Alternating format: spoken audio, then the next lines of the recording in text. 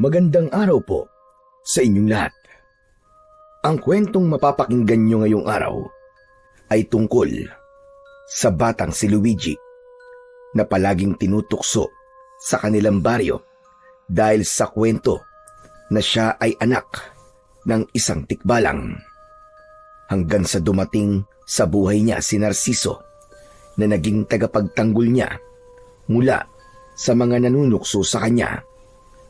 Sa pag-atake ng isang aswang sa bahay ni na Luigi, ay doon na ipinagtapat ng kanyang lola Luisa ang katotohanan. Ibinigay nito kay Luigi ang kinintuang buhok ng tikbalang na nagbigay sa kanya ng proteksyon. Ngunit hanggang saan kayang protektahan ng ginintuang buhok ng tikbalang ang batang si Luigi? Kaya rin ba siya nitong proteksyonan mula sa mga taong may hindi magandang intensyon sa kanya? Ngunit bago po ang lahat mga idol, huwag po nating kalimutang mag-subscribe at i-hit ang notification bell sa aking YouTube channel na The Voice Addict at Apong Isak para sa mas marami pang makapigil hiningang kwentong aswang at katatakutan mula sa mundo ng kababalaghan. Umpisahan na po natin ang kwento. Mag-isang naglalaro sa loob ng kubo ang 11 taong gulang na bata na si Luigi. Nilalaro niya ang lumang laruang truck at robot na napulot niya sa basurahan nung isang araw. Mas masaya sana kung sa labas siya naglalaro kasama ang ibang mga bata, pero pinagbawalan na muna siya ng kanyang lola Luisa na makipaglaro sa mga bata sa baryo nila dahil madalas ay umuuwi siyang umiiyak dahil sa panunukso ng mga yon sa kanya. Maya-maya pa ay narinig ni Luigi ang pagtawag ni lola Luisa sa kanya mula sa likod ng bahay.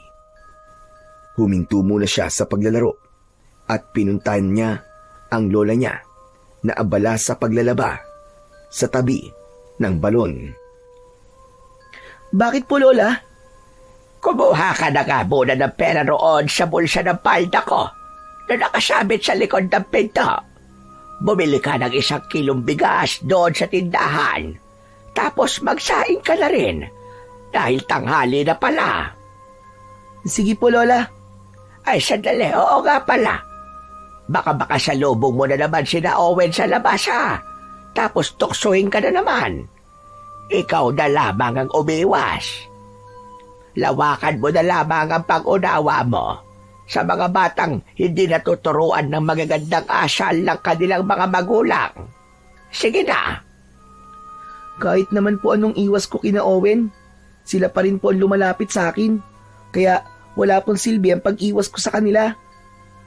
Basta, iwasan mo na lang sila, apo. Lahat ng sasabihin nila ay ipasok mo sa kaliwan tenga mo, tapos labas sa kanan. Sige na, bumili ka na ng bigas, apo. Kumilos na si Luigi. Kumuha siya ng pera at naglakad papunta sa malapit na tindahan. Nagpasalamat siya dahil hindi niya nakita si Owen at ang mga kaibigan nito na paborito siyang tuksuin. Naglalakad na siya pauwi nang sandali siyang napahinto dahil nakita niya si Owen na makakasalubong niya. Agad nang umisi si Owen nang makita si Luigi. Kinabahan si Luigi sa ngising yun ni Owen. Ramdam niya na tutuksuhin na naman siya nito. Ganun pa man, nagkunwari siyang hindi niya ito nakita at nagpatuloy siya sa paglalakad ng mabilis. Pero humarang si Owen sa harap ni Luigi. Iiwasan niya sana ito, pero kahit saan siya humakbang ay patuloy na humaharang si Owen. Sandali lang! Bakit parang nagmamadali kayo ata, Luigi, ha? Kailangan ko na kasing umuwi kasi magsasaing pa ako. Hindi mo ba nakikitang may dala akong bigas? Aba, ang dami mo yatang biniling bigas. Bakit? Kasama niyo ba sa bahay niyo yung tatay mong tikbalang? Isinama niyo na ba siya sa pagkain niyo? Baka naman pwede kong makita ang tatay mo. Kasi hindi pa ako nakakakita ng totoong tikbalang eh. Hindi na lang nagsalita si Luigi dahil naalala niya ang bilin ni Lola Luisa. Lalagpasan na sana niya si Owen pero mahigpit nitong hinila ang kanyang braso. Nabitiwan ni Luigi ang bigas at nalaglag yun sa lupa. Nasira ang kinalalagyan na plastik ng bigas at kumalat yun sa lupa. Lagot! Ang bigas namin! Uy, hindi ko kasalanan yan ha. Ikaw ang nakabitiw sa bigas niyo. Kung di mo sana inila ang braso ko, hindi ko yan mabibitiwan. Talagang sinisi mo pa ako ha. Gusto mo ba lagyan kita ng black eye? Makaalis na nga dito. Baka magsumbong ka pa sa tatay mong tikbalang eh. Diyan ka na. Nagmamadaling umalis si Owen habang si Luigi naman ay yumukod at pilit na inilagay ang natapon na bigas sa sirang plastik. Lagot, yari ako kay Lola nito. Paniguradong pagagalitan niya ako.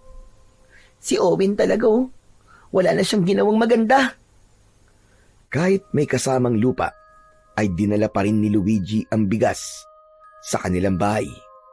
Dumiretso siya sa likod, kung saan naroon pa rin si Lola Luisa at naglalaba. Nanlaki ang mga mata ng matandang babae nang makita si Luigi. Naghugas ng mga kamay si Lola Luisa, saka lumapit sa batang si Luigi. Ano nangyari sa bigas natin? Lola, si Owen po kasi. Tinukso na naman po niya ako tapos nung aalis na po ako, ay hinila niya po ako sa braso kaya yun po. Nabitiwan ko po itong bigas.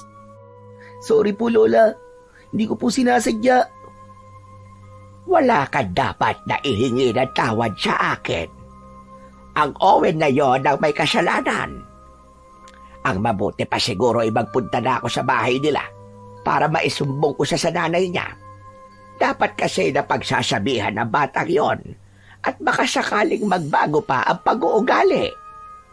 Wag na po Lola, wag na po. At bakit mo naman ako pinipigilan? Eh kasi po, papaluin si Owen ng nanay niya kapag nagsumbong po kayo. Nakita ko po kasi si Owen nung nakaraang araw na pinapalo po ng nanay niya sa labas ng bahay nila. May isang bata po kasi nagsumbong sa nanay ni Owen. Inaway po kasi ni Owen yung bata. Mabuti nga yun, para madisiplina siya. Tignan mo nga ang ginawa niya ngayon. Hindi na natin mapapakinabangan lahat ng bigas na pinabili ko sa'yo. Buti sana kung napakamura ng kilo ng bigas ngayon. Eh halos lahat ng bilihin ay tumataas ng presyo. Huwag na po kayo magsumbong sa nanay ni Owen, Lola. Bibili na lang po ulit ako ng bigas.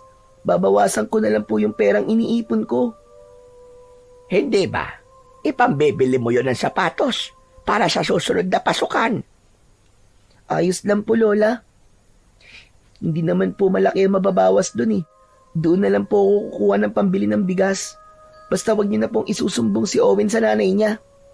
Kahit po hindi maganda ang patrato niya sa akin at palagi niya akong tinutukso, eh ayoko naman po siyang masaktan ng nanay niya nang dahil lang sa akin.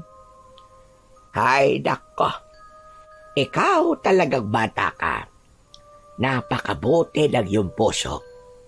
Hindi ako makapaniwala na kahit puro panunukso na ang nakukuha mo kay Owen, ay nagagawa mo pa rin siyang proteksyonan.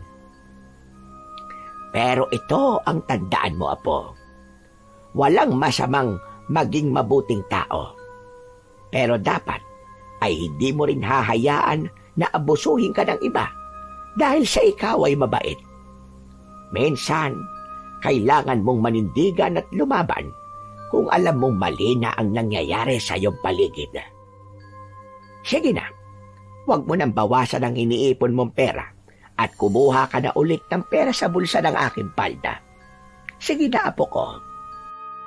Ngumiti si Luigi kay Lola Luisa Sa kanya sinunod muli ang utos nito. Hindi alam ni Luigi kung kailan nagsimula ang panunukso sa kanya na ang tatay niya ay isang tikbalang.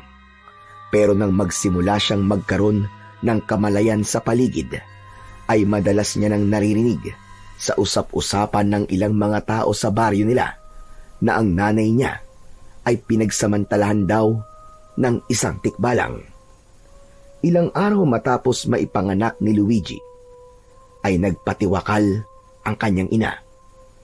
Ayon sa mga tao, ginawa yun ng nanay ni Luigi dahil sa labis na kahihiyan dahil ang anak nito ay anak ng isang tikbalang.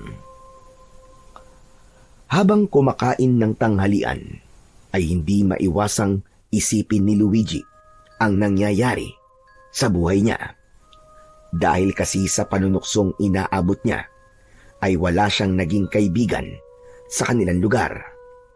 Natuto siyang maglarong mag-isa at huwag masyadong lumabas kapag hindi kinakailangan. Luigi, mamaya ka na tumulala dyan na po. Lumalamig na ang pagkain mo, ha? Hindi mo ba gusto ang ulam? Hindi ba't paborito mo naman ang munggo? Hindi naman po dahil sa ulam natin kaya ako tahimik, Lola. Iniisip ko lang po kasi yung panunukso sa akin na tikbalang daw po ang tatay ko. Lola, totoo po ba yun? Tikbalang po ba talaga ang tatay ko? Apo, ilang beses ko bang sasabihin sa'yo na walang katotohanan ang bagay na yan? Kung hindi po totoo, bakit po nila ako tinutokso ng ganun? Saan po nila nakuha ang ganung kwento? Alam mo naman ng mga tao rito sa baryo, masyadong matindi ang paniniwala ng marami rito sa kababalaghan. Nabuntis kasi ang nanay mo ng isang lalaking taga-syudad. Iniwanan siya. Nakita ng mga tao na lumalaki ang tiyan ng nanay mo at alam ng lahat na wala siyang nobyo. Kaya doon nagsimula ang kwento na nabuntis ng tikbalang ang nanay mo kasi nangunguha ng panggatong na kahoy ang nanay mo sa gubat. Pinapaniwalaan kasing may tikbalang daw na naninirahan sa gubat natin dito. Pero bakit po nagpatiwakal si nanay? Sabi po nila, sobrang hiyang-hiya raw si nanay kasi anak daw po ng tikbalang ang anak niya. Ay, Diyos ko. Wala rin katotohanan yan, Luigi. Ginawa yun ng nanay mo kasi mahal na mahal niya ang lalaking nakabuntis sa kanya. Hindi niya kaya na wala ito sa tabi niya. Kaya niya ginawa ang hindi dapat. Sa aking kamaniwala, Apo, at huwag sa ibang tao. Sadyang may mga taong walang magawa sa buhay, kaya ginagawa nilang miserable ang buhay ng ibang tao sa pamamagitan ng pagpapakalat ng hindi totoong kwento. Kaya mo bang mangako sa akin na simula ngayon ay hindi ka na maniniwala na anak ka ng tikbalang? Opo, nangangako po ako, Lola. Alam ko po na hindi kayo magsisinungaling sa akin kasi apo niyo po ako. At hindi ko kayang magsinungaling sa iyo dahil mahal na mahal kita, Apo. Nakatignan mo nga, may ganyan ba kagwapong anak ng tikbalang? Lola naman binubola niyo naman po ako Aba, nagsasabi ako ng totoo. Hindi kita binobola. Gwapo ka naman talaga, Luigi. Walang sinabi ang ibang mga bata dyan sa itsura mo. Tignan mo nga, Hindi napigil ni Luigi ang mapangiti sa sinabi sa kanya ni Lola Luisa. Napakaswerte niya dahil may lola siyang kagaya ni Lola Luisa na bukod sa mapagmahal ay mabait at maasikaso pa. Kaya kahit lumaki siyang walang nanay at tatay, ay hindi siya naging uhaw sa pagmamahal at atensyon. Palaging ipinaparamdam sa kanya ni Lola Luisa ang pagmamahal na kailangan niya. Sa mga sumunod na araw, ay hindi pa rin natigil si Owen sa panunuksok kay Luigi. Sa tuwing makikita siya nito, ay palagi siya nitong tinutukso at pinagtatawanan ng may halong insulto. Wala namang ginawa si Luigi, kundi ang pigilan ang sarili na patulan at sagutin ang bully na si Owen. Alam niyang kapag sumagot siya, ay lalo lamang siyang pagtatawanan nito. Kaya sa halip na magalit o umiyak, palaging inuulit ni Luigi sa kanyang isip na hindi totoo ang mga sinasabi ni Owen. Mas pinili niyang maniwala kay Lola Luisa na nagsasabing walang katotohanan na anak siya ng tikbalang. Ang pagtitimpi niya ay naging paraan niya upang manatili siyang matatag. Sa puso niya, alam niyang ang pagmamahal at sinasabi ng kanyang lola ang mas dapat niyang pakinggan kesa sa masasakit na salita ng iba. Isang umaga, umalis si Lola Luisa para magtungo sa palengke. Dahil mag-isa sa bahay si Luigi, ay naglaro na lamang siya. Hindi niya napansin ang paglipas ng mga oras, kaya nagulat siya nang dumating na ang lola niya. Nagtaka siya sapagkat may kasama itong isang matangkad na lalaki na noon lamang niya nakita. Bitbit ng lalaki ang bayong ni Lola Luisa. Lumabas si Luigi upang salubungin ang kanyang lola. Dito na pala ang bahay ko, Narciso. Maraming salamat sa pagdala ng bayong ko. Walang anuman po, Lola. Oo nga pala. Ito pala ang apo ko na si Luigi. Ngumiti kay Luigi ang lalaking tinawag ni Lola Luisa sa pangalan na Narciso. O sige ho, mauuna na po ako. Kailangan ko na rin pong umuwi. May mga kailangan pa kasi akong ayusin sa bahay. O sige, mag-iingat ka. Maraming salamat ulit sa iyo, Narciso. Nang umalis na si Narciso, ay pumasok na sina Luigi at Lola Luisa sa kanilang bahay. Dumiretso sila sa kusina.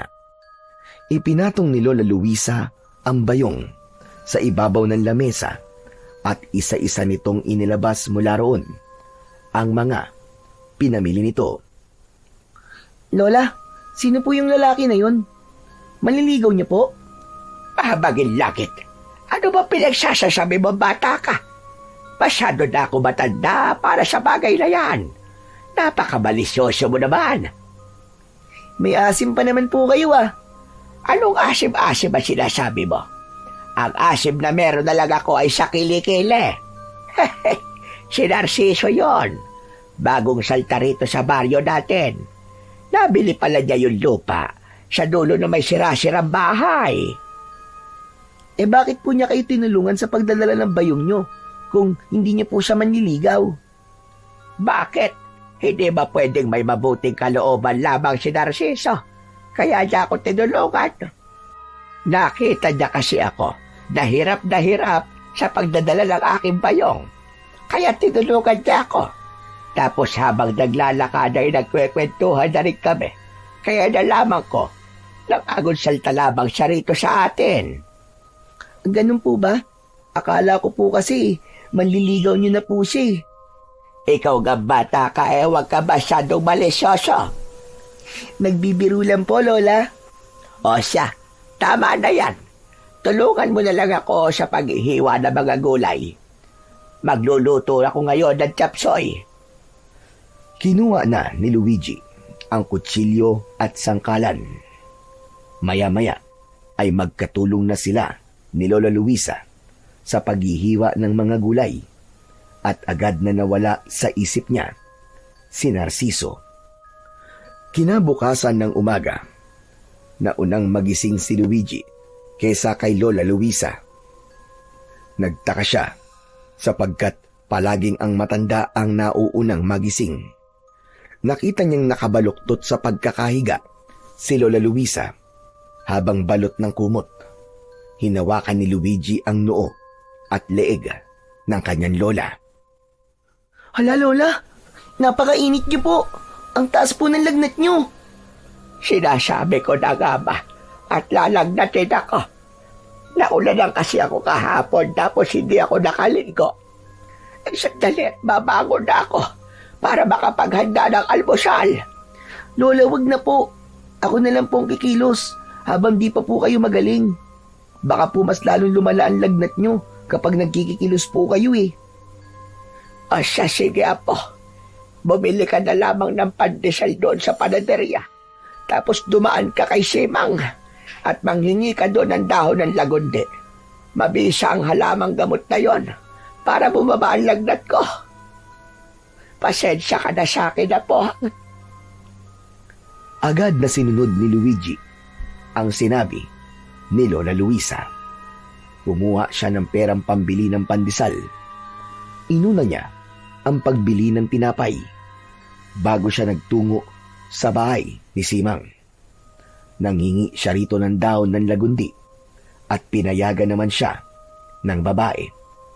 Nang may sapat ng dahon ng lagundi si Luigi, ay agad siyang naglakad pauwi sa kanilang bahay.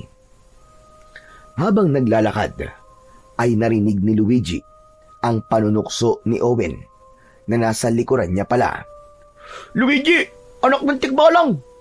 Tumakbo ka nga ng mabilis. Sige na, ipakita mo sa akin ang pagkakaroon mo ng dugong tikbalang. Hindi pinansin ni Luigi si Owen. Mas binilisan niya ang paglalakad. Ngunit bigla siyang tinapik ni Owen sa likod. Kaya hindi niya na napigilang huminto at harapin ito. Pwede ba wag ngayon, Owen? May lagnat si Lola Luisi. Kaya kailangan ko madala sa kanya ang mga gamot na to. Aba, bakit parang ang tapang mo yata ngayon ha? Huwag mo sabihin, napapalagan mo na ako. Hindi naman sa ganun, Owen. Kailangan ko lang talaga madala tong dahon ng lagundi kay Lola. Pasensya na kung nasigawan kita. Bakit kasi di mo nalang sabihin sa tatay mong tikbalang na pagalingin ang lola mo? Wala ba siyang kapangyarihan para magpagaling ng sakit? Hindi tikbalang ang tatay ko, Owen. Nabuntis ng taga-syudad ang nanay ko. Iniwan niya si nanay, kaya hindi nakita ng mga tao rito ang totoo kong tatay. Sinungaling! Hindi ba? Kaya nga nagpatiwakal ang nanay mo kasi nahiya siya. Sa bagay, kahit naman sigurong mabuntis ng tikbalang ganun din ang gagawin. Siguro, walang pumapatol sa nanay mo, kaya sa tikbalang na lang siya nagpabuntis. Umiim ang bagang ni Luigi sa sinabing yun ni Owen. Pinilit niyang wag magalit, pero hindi niya kayang palampasin ang pag-iinsultong ginawa ni Owen sa nanay niya. Bawiin mo ang sinabi mo. Hindi malandi ang nanay ko. At wag mo siyang pagsalitaan ng hindi maganda. Irespeto mo ang kaluluwa niya. Bawiin mo ang sinabi mo tungkol sa nanay ko. Bawiin mo! Paano kung di ko bawiin? Sige nga, anong gagawin mo? Akmang susuntukin ni Owen si Luigi nang biglang dumating si Narciso. Mabilis nitong hinawakan ang kamao ni Owen, kaya hindi yun dumapo sa muka ni Luigi. Hoy! Bakit mo susuntukin si Luigi, ha? Bitiwan mo ako! Bitiwan mo ako! Kailangan ko makaganti sa lokolokon to! Siya ang unang nanuntok sa akin, kaya gaganti ako sa kanya! Sa kasino ka ba, ha? Bakit ka nakikialam?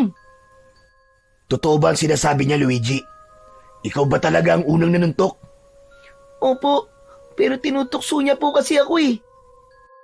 Ano nukso ba? Kung totoo ang sinasabi ko, anak ka naman talaga ng tikbalang sa kamalandi ang nanay mo. Kaya ka naman pala sinuntok eh. Kasi ganyan ang lumalabas sa bibig mong bata ka. Umuwi ka na. At ayoko nang malalaman na tinutukso o sinasaktan mo si Luigi, ha? Ipapaalam ko lang sa'yo na pumapatol ako sa bata. Nang bitiwan ni Narciso ang kamay ni Owen, ay nagmamadali at takot na tumakbo palayo si Owen. Pinulot ni Narciso ang supot ng pandesal at inabot yon kay Luigi. Maraming salamat po, Kuya Narciso Kung di po kayo dumating, ay uuwi po ako na may pasa sa muka. Ano ba kasi talaga ang nangyari? Tinukso po niya ako, natikbalang po ang tatay ko. Sinabi rin po niyang walang may gusto sa nanay ko kaya pumatol po sa tikbalang. Palagi na lang po kasi akong tinutukso ni Owen, kaya hindi na po ako nakapagpigil kanina. Nasuntok ko po siya bigla. Tama lang ang ginawa mo. Minsan ay kailangan mong lumaban para malaman nila na hindi ka nila maaaring tapak-tapakan palagi. Oo nga pala, ano ba yung dahon na dala mo? Dahon po to ng lagundi. Nilalagnat po kasi si Lola Luisa Ganun ba? Ang mabuti pa ihahatid na kita sa bahay nyo at baka inaabangan ka ng Owen na yon. Pumayag si Luigi sa sinabing yun ni Narciso. Habang naglalakad sila, ay muling nagtanong si Narciso. Curious lang ako, Luigi. Totoo ba yung tinutukso sa'yo? Na anak ka raw ng tikbalang? Naku, hindi po. Gawa-gawang kwento lang po yun ng mga tao rito sa amin. Saka kung anak po ko ng tikbalang, hindi po sana ako mukhang tao, di ba? Sa bagay, may punto naman ang sinabi mo. Kumusta na pala si Lola Luisa? Mataas po ang lagnat niya Naulanan po kasi siya kahapon. Maya-maya pa ay nakarating na sina Luigi sa bahay. Aalis na sana si Narciso pero agad itong pinigilan ni Luigi. Kuya, huwag po muna kayong umalis. Saluhan niyo po kami ni Lola sa almusal para po makabawi po ako sa pagliligtas niyo sa akin kanina. Aba, hindi ko tatanggihan yan. Mabuti at makakalibre ako ng almusal. Pasok po kayo rito sa loob. Maupo na muna kayo sa kusina at tatawagin ko lang po si Lola Luisa. Pumasok na si Narciso at nagtungo sa kusina. Pinuntahan naman ni Luigi si Lola Luisa sa maliit nilang silid. Inalalayan niya ito sa pagtayo. Bagyang nagulat si Lola Luisa nang makita si Narciso. Magandang umaga po, Lola. May sakit daw po kayo, sabi ni Luigi. Aba, meron nga. Tumatanda na talaga ako. Madali na akong kapitan ng sakit. Lola, dito po mag-aalmusal si Kuya Narciso. Iniligtas po niya kasi ako kanina kay Owen. Ano ka ma? Paano iniligtas? Inaway ka na naman ba ng Owen na yon? Nakita ko po kasi nasusuntukin ng Owen si Luigi, kaya lumapit po agad ako para pigilan si Owen.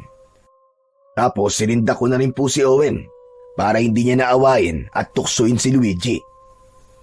Lola, sorry po. Kasi hindi ko po sinunod yung bilin niyo. Nasuntok ko po kasi si Owen kasi grabe na po ang panunukso niya Sinabi po niyang malandi si nanay, kaya hindi ko na po napigilan ang sarili kong lumaban. Naiintindihan ko ang ginawa mo, Apo. Pero hindi ibig sabihin na sinabi ko sa iyo na minsan ay kailangan mong lumaban ay karahasan na ang pipiliin mong paraan sa paglaban. Pero hayaan mo na. Nangyari na, kaya wala na tayong magagawa. Ang mabuti pa ay mag-almusal na tayo. Salamat pala sa pagliligtas sa apo ko, Narciso. Walang anuman po, Lola Luisa. Bago kumain, ay nagpaapoy muna si Luigi sa kalan. Isinalang niya roon ang kalderong may tubig at dahon ng lagundi para pagkatapos mag-almusal ay makakainom na kagad ng gamot si Lola Luisa. Maya-maya pa ay magkakasama ng nag-almusal ang tatlo. Oo nga pala, Narciso. Bakit mo pala napiling manirahan dito? Masyado na po kasi magulo ang buhay sa Maynila. Kaya naghanap po ako ng lugar na malayo sa kabiasnan. At dito ako napunta. Anong magulo ang sinasabi mo? Mahirap pong ipaliwanag Mahaba pong kwento. Paano ang trabaho mo sa Maynila? Panigurado may trabaho ka roon. May maliit po akong negosyo roon. pero pinahawa ko po muna sa kapatid ko. Kaya kahit po nasa malayo ko, ay tiwala po ko na hindi babagsak ang negosyo ko. Mukhang maayos pala ang buhay mo. Nakakatuwa naman na pinili mong manirahan sa ganitong klase ng lugar. Maganda naman po rito sa baryo nyo, Lola eh. Tahimik pa. Hindi gaya sa syudad na napakaingay. Sa tingin ko nga po, dito na ako maninirahan talaga eh. Kahit wala pa akong 1 linggo rito, ay nagustuhan ko na po kagad dito. Tapos, eto nga po, nagkaroon po kagad ako ng kakilala. Kayo po, saka si Luigi. Maraming salamat po sa inyo. Ay nako, kami ang dapat na magpasalamat sa iyo. Kasi parehas mo na kaming tinulungan ng apo ko. Basta kapag naiinip ka at kailangan mo ng kausap, ay magtungo ka lang rito sa aming bahay. Bukas ang pinto namin para sa iyo, Narciso. Mula ng araw na ipagtanggol, si Luigi ni Narciso ay madalas na itong pumupunta sa bahay nila. Sa bawat pagbisita ni Narciso, ay palagi itong may dalang kwento kay Luigi tungkol sa buhay sa syudad. Si Lola Luisa naman ay natuwa rin dahil bukod sa mga kwento ay palagi ring may dalang pagkain si Narciso. Minsan ay prutas, kung minsan ay tinapay, at kung minsan ay ulam na ito mismo ang nagluto. Dahil sa kabutihang ipinakita ni Narciso, ay mabilis silang naging malapit dito. Sa maikling panahon, ay naging parang bahagi na ito ng kanilang pamilya. Isang umaga, nagtungo si Narciso sa bahay ni na Luigi. Wala si Lola Luisa ng mga panahong yon dahil nasa palengke ito. 2 araw lamang ang lumipas ay gumaling na kagad si Lola Luisa sa sakit nitong lagnat. Napahinto sa paglalaro si Luigi upang harapin si Narciso. Kuya, ang aga mo naman. Wala si Lola eh, nasa palengke siya. Bumibili siya ng sangkap para sa ibibenta niyang biko mamaya. Ah, ganun ba? Naiinip kasi ako sa bahay eh. May alam ka bang pasyalan dito? Ayoko kasing mamasyal ng mag-isa at baka kung saan ako mapunta. Alam mo na, baka maligaw ako rito. May malinis na batis sa loob ng gubat, kuya. Pero hindi kasi ako pinapapunta ron ni Lola kasi meron daw tikbalang dun eh. Batis? Alam mo, nakakahiyamang sabihin pero sa edad kong to, ay hindi pa ako nakakakita ng batis eh. Gusto kong makita ang batis sa sinasabi mo. Pero baka mapagalitan ako ni Lola Luisa kapag nagpunta ako ron eh. Hindi naman natin sasabihin sa kanya eh. Mabilis lang tayo, promise. Gusto ko lang talagang makita yung batis sa sinasabi mo. Baka magpakita sa atin yung tikbalang sa gubat, kuya. Kasama mo naman ako eh. Wala kang dapat ikatakot. Ano? Tara na. Gusto ko lang malaman ang daan papunta ron para sa susunod. Kahit ako na lang ang mag-isang pupunta. Sige na nga. Sandali lang at sasarado ko lang po ang bahay namin, kuya. Isinarado muna ni Luigi ang bahay nila. Saka sila naglakad ni Narciso papunta sa gubat. Habang naglalakad, ay hindi naiwasan ni Luigi ang kabahan. Noon pa man kasi ay mahigpit ng bilin ni Lola Luisa na huwag siyang magtutungo sa gubat dahil may nakita roong tikbalang. Ayon sa mga kwento, maraming tao na ang iniligaw ng tikbalang sa gubat. May iba na halos 1 araw na nawala bago nakabalik. Nang nasa loob na ng gubat sina Luigi, ay mas lalo siyang kinabahan. Nanlamig ang kanyang katawan. Pakiramdam niya ay may pares ng mata na nakasunod ng tingin sa kanila ni Narciso. Bakit namumutla ka na, Luigi? Ayos ka lang ba? Natatakot po kasi ako, kuya. Baka biglang magpakita sa atin yung tikbalang, tapos iligaw tayo rito. Huwag kang matakot, kasama mo naman ako eh. Saka hindi ba, ang sabi nila, kapag iniligaw ka raw ng tikbalang, ay baligtarin mo lang ang suot mong damit. Kapag iniligaw tayo ng tikbalang, edi ganun ang gagawin natin. Hindi naman po sigurado kung totoo yun. Pero Kuya Narciso, hindi ba galing ka sa Maynila? Naniniwala ka ba sa tikbalang? Oo naman. Bakit? Ang akala mo ba lahat ng nakatira sa Maynila ay hindi naniniwala sa mga nilalang kagaya ng tikbalang? Okay, sige. Sa'yo ko lang sasabihin to Kaya wag mong sasabihin kahit kanino, kahit kay Lola Luisa. Alam mo, Luigi, may third eye kasi ako Ha? Third eye? Nakakakita ka ng multo, Kuya? Hindi lang multo, pati mga elemento. Doon nga sa bahay ng kapatid ko sa Maynila, may nakatirang diwending puti. Minsan kapag mag-isa ako, kinakausap ko siya. Wow! Ang astig niyo pala, Kuya. Hindi ko alam na may ganyan pala kayong kakayahan. Kaya nga huwag kang matakot ngayon, kasi kasama mo ako. Kapag nakita ko yung tikbalang, kakausapin ko siya na huwag niya tayong sasaktan kasi wala naman tayong gagawing masama sa kanya. Dahil sa mga sinabi ni Narciso, ay agad na nawala ang takot ng batang si Luigi. Naging kampante na siya nang malaman niya ang kakaibang kakayahan ni Narciso. Makalipas ang ilang minuto, narating na ni Luigi ang batis na nasa loob ng gubat. Hindi ganun kalaki ang batis, pero napakalinaw ng tubig nun. May mga maliliit na isda na naninirahan sa batis. Bumakas ang pagkamangha sa muka ni Narciso. Wow! Napakaganda pala ng batis! Para tayong nasa paraiso, Luigi! Salamat! Dinala mo ko rito, Sabi ko naman sa'yo, Kuya, maganda talaga rito. Pero ngayon na lang ulit ako nakapunta rito kasi, yun nga, pinagbabawalan ako ni Lola. Biglang naghubad ng damit si Narciso at lumusong ito sa tubig. Lumangoy ito roon at para itong batang tumatawa. Pinanood lang ni Luigi si Narciso habang nakaupo siya sa nakatumbang puno sa gilid ng batis. Luigi, halika! Maligo ka na rin! Ang sarap ng tubig, ang lamig! Ikaw na lang, Kuya. Baka nasa bahay na si Lola. Magtataka yun kapag nakita niyang basa ako. Nagpatuloy si Narciso sa paglangoy sa batis. Nang mapagod ito, ay umahon na ito at tumabi kay Luigi.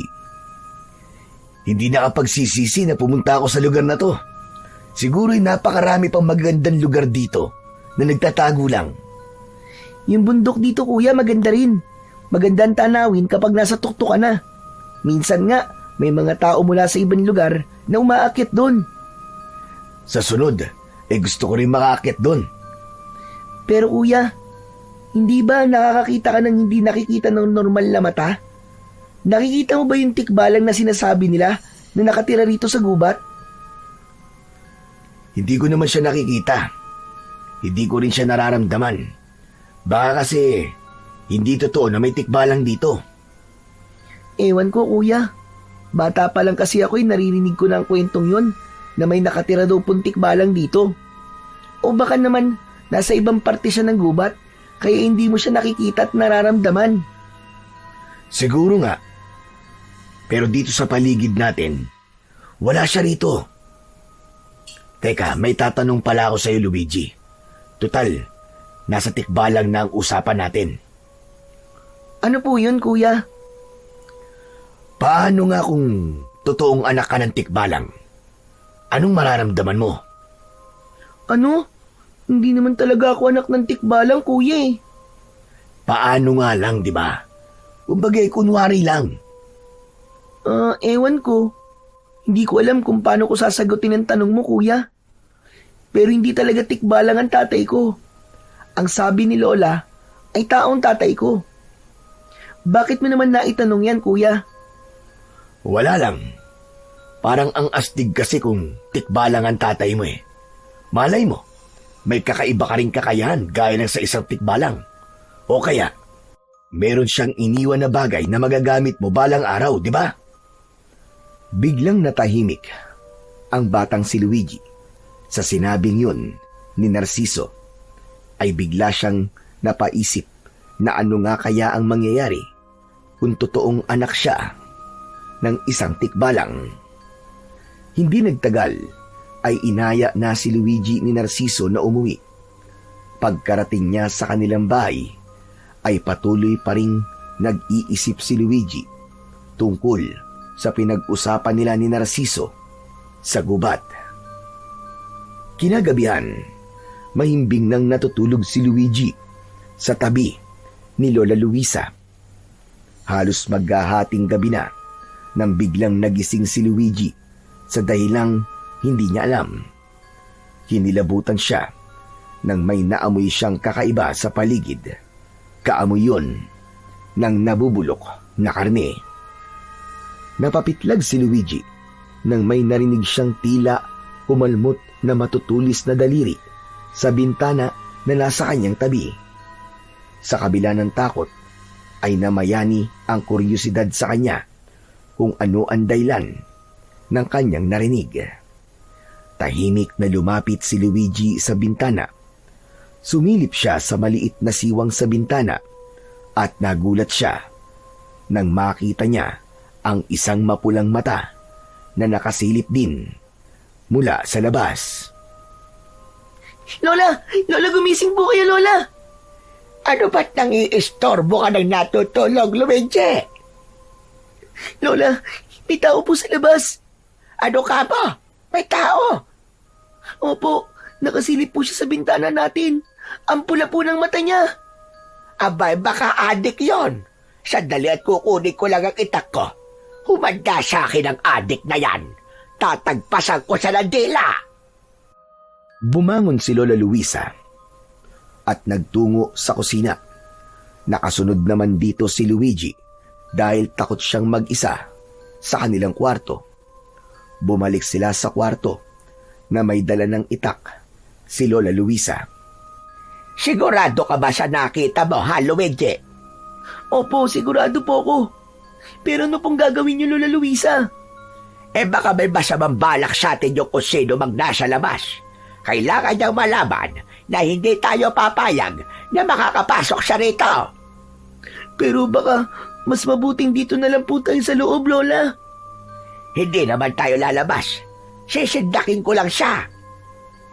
Inalis ni Lola Luisa ang kandado ng bintana at mabilis nito yung binuksan. Sino nandyan? Kung may binabalak kang hindi maganda, ay huwag mo nang ituloy. Dahil hindi ka sasantuin ng itak ko. Lalaslasing ko, lalamunan mong lintik ka. Walang sumagot sa pagsigaw na yon ni Lola Luisa. Nanginginig naman sa takot si Luigi habang nasa likod ng lola niya. Mabigat pa rin ang kanyang pakiramdam. Dumungaw si Lola Luisa sa bintana, saka ito tumingin sa labas. Maya-maya pa ay humarap si Lola Luisa kay Luigi. Wala na bang tao sa labas, Apo? Siguro ay umalis na siya dahil sa takot. Hala, sige. Bumalik na tayo sa pagtulog at inaantok pa ako. Sigurado po ba kayo, Lola? Oo nga. Kaya huwag ka nang matakot. Halika na. Matulog na tayo ulit. Laking gulat ni Luigi nang mula sa labas ng bintana ay nakita niya ang isang nakakatakot na nilalang.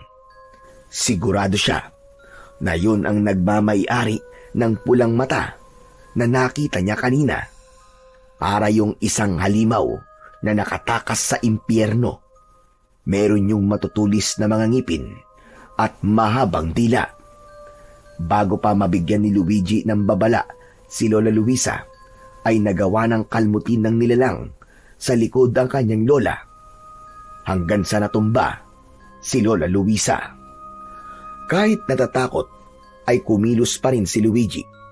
Isasarado na sana niya ang bintana, ngunit mabilis na nakatalon ng aswang papasok sa kanilang bahay. Agad namang iniharang ni Lola Luisa ang sarili nito sa nakakatakot na nilalang habang nakaamba ang itak. Pinotektahan ni Lola Luisa si Luigi na nasa likod nito. Huwag ka lalapit! Hindi ako magdadalawang isip na patayin ka. Lumayas ka rito, aswang ka! Hindi ako natatakot sa'yo! Nang sandaling yon, ay isang bagay lang ang naisip gawin ni Luigi. At yun ay ang humingi ng tulong sa mga kapitbahay nila. Paulit-ulit siyang sumigaw ng malakas habang humihingi ng saklolo. Tila naramdaman ng nilalang na papunta na ang mga tao sa bahay ni na Luigi, kaya mabilis yung tumakas mula sa nakabukas na bintana. Kaya nang dumating ang mga tao, ay wala na ang nakakatakot na nilalang. Agad namang niyakap ni Luigi si Lola Luisa. Hindi niya na napigilan ang pag-iyak dahil sa natamong sugat ng kanyang lola. Isang manggagamot ang ipinatawag ni Lola Luisa para gamutin ang sugat nito sa likod. Matapos na magamot ang matandang babae, ay naaawang nilapitan ito ni Luigi. Kumusta na po ang pakiramdam niyo, Lola? Makirot pa rin ang sugat ko sa likod, Apo. Pero nalagyan naman na ni Julio ng gamot. Kaya siguradong ilang araw lang ay gagaling na rin ito. Sana nga po ay gumaling na po agad ang sugat niyo, Lola. Nag-aalala po kasi ako sa inyo eh. Ayos na ako, Apo. Ang mahalaga ay buhay tayong dalawa at hindi tayo nasaktan ng aswang na yon. Salamat sa Panginoon at hindi niya tayo pinabayaan. Aswang po ba talaga yung umatake sa atin kagabi? Oo, Apo. Aswang yon. Doon kasi sa lugar kung saan ako ipinanganak ay maraming aswang. Ilang beses na ako nakakita ng ganon, kaya alam ko ang kanilang itsura. Pero Lola, paano po kung balikan po tayo ng aswang? Di lalaban tayo. Hindi ako papayag na may mangyaring masama sa ating dalawa, lalong-lalo na sa iyo, Apo, Luigi. Saka nandyan naman ang mga kapitbahay natin na handang tulungan tayo. Hindi ba't nang marinig nila ang sigaw mo, ay nagpunta kagad sila rito? Sa gitna ng pag-uusap ni na Luigi at Lola Luisa, ay dumating ang nag-aalalang si Narciso. Umupo ito sa tabi ni Lola Luisa at hinawakan ang kamay ng matanda. Lola, totoo po ba ang kwentong nakarating sa akin? Inatake raw kayo ng isang aswang kagabi at nasugatan kayo? Napakabilis talagang kumalat ng balita sa lugar na ito. Oo, totoo yon. Inatake nga kami ng aswang at nagawa pa niyang makapasok dito sa aming bahay. Kumusta po kayo? Ikaw, Luigi, nasugatan ka rin ba? Ayos lang po ako, kuya. Hindi po ako nasaktan ng aswang. Pero si Lola po, nakalmot siya ng aswang sa likod. Mabuti na nga lang po at hindi malalim ang sugat niya. Mas makakabuti siguro kung magpunta tayo sa ospital, Lola. Dapat ay matignan ng doktor ang sugat nyo. Hindi na kailangan, Narciso. Nagamot na ako ni Julio. Okay na yon. Kilala yung magaling na manggagamot dito. Isa pa, mas malaki ang gastos kapag sa ospital pa ako nagpagamot. Sigurado po ba kayo, Lola? Sigurado ako. Salamat sa pag-aalala mo, Narciso. Ano po bang nangyari? Bakit po kayo inatake ng aswang? Nagising kasi itong si Luigi tapos sumilip siya sa bintana. May nakita daw siyang kulay pulang mata, kaya inakala ko na adik. Sisindakin ko sana gamit ang itak, kaya binuksan ko ang bintana. Ayun, doon na kami inatake ng aswang pagtalikod ko. Ibig po palang sabihin meron pong aswang dito sa baryo nyo. Sa totoo lang ay hindi ko rin alam, Narciso. Napakatagal ko nang naninirahan sa baryong ito. Pero ngayon lang ako nakakita ng aswang dito. Kaya simula ngayon ay mag-iingat na tayong lahat dahil hindi natin alam kung kailan muling aatake ang aswang na yon o kung sino ang sunod niyang bibiktimahin. Tahimik lang na nakikinig si Luigi sa pag-uusap ni na Lola Luisa at Narciso. Ngunit ang takot sa kanyang dibdib ay mas lalong tumitindi. Pakiramdam niya ay hindi pa yon ang huling beses na makakaengkwentro nila ang aswang na umatake sa kanilang bahay noong nakaraang gabi. Pagsapit ng gabi ay muling nakaramdam ng takot si Luigi. Pagkatapos nilang maghapunan ay naglagay ng asin si Lola Luisa sa gilid ng pinto at bintana. Lola, takot po ba sa asin ang aswang? Kaya po kayo naglalagay nun sa pinto at bintana? Oo, apo, tama ka. Takot sila sa asin. Pero depende pa rin sa aswang. Kapag siguro yung matataas na uri ng aswang, ay may posibilidad na walang epekto sa kanila ang asin. Kung ganun po, hindi po tayo sigurado na hindi na tayo mapapasok ng aswang. Ganun na nga. Pero mas mabuti nang may gawin tayo kesa sa wala. Lola, sa totoo lang po natatakot pa rin ako. Pakiramdam ko po talaga ay babalikan po tayo ng aswang.